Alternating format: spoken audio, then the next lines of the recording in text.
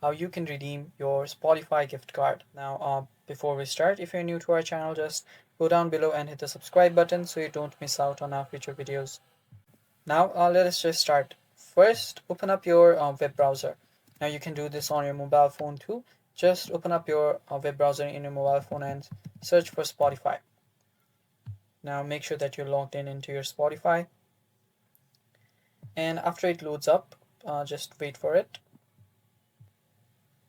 Now, after it loads up, just go to your profile icon and go to accounts. After you go there, it might take some time to load up depending on your internet speed, but just be patient. Now, after your account section loads up, just scroll down till you see the payment section. Now, right under payment section, you will see the redeem option.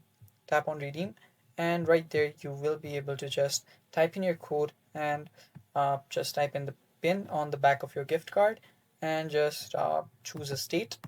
After you choose a state, just go through the CAPTCHA and tap on continue, and you'll be able to redeem the card. So that is pretty much it for the video, guys. That is how you redeem your code. Thanks for watching. Stay tuned for more, and bye bye. Take care.